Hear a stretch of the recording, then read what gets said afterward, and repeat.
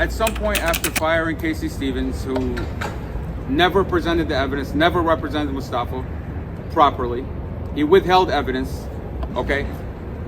At some point, Amar and I, in September of 2023, we go into the Prince William County Police Department and we tell them that actually Amar was protesting outside the police department when a captain came out and said, "Young man, what are you protesting?" Amar tells him that the investigator falsified my brother's statement.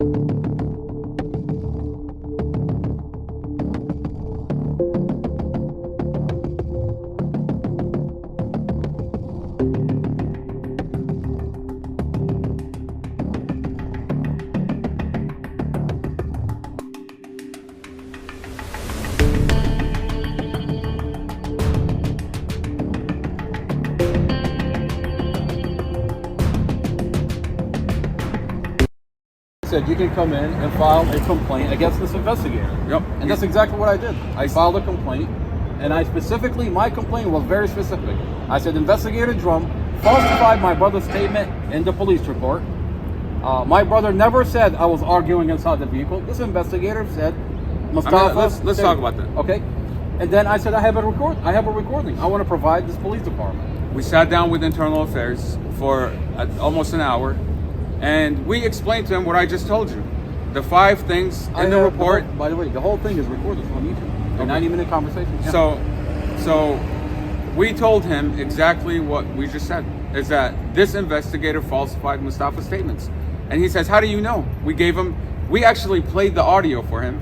And we brought in 3 copies of the phone interview with Mustafa, portion of the discovery. Okay? And we gave him a copy, and we both each had a copy.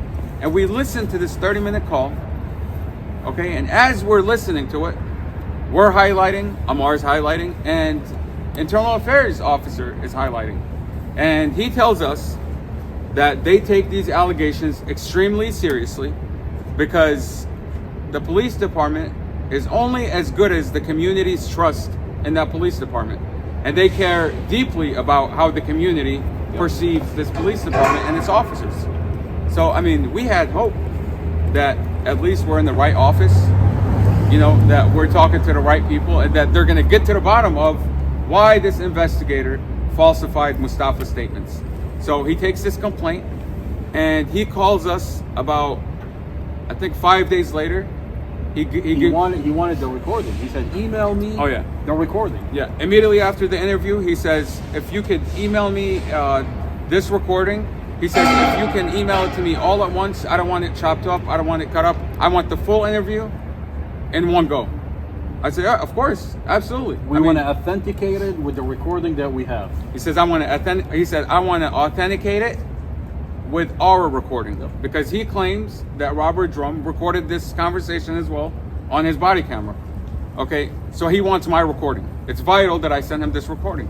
So I email him this recording, and within a few days he gives me a call and he tells me that he briefed the chief of police about this complaint, that if we wanted to go ahead, that they would do an internal investigation, an in-house investigation as to what happened, and they're going to get to the bottom of why this investigator's report does not match the actual statements made by Mustafa.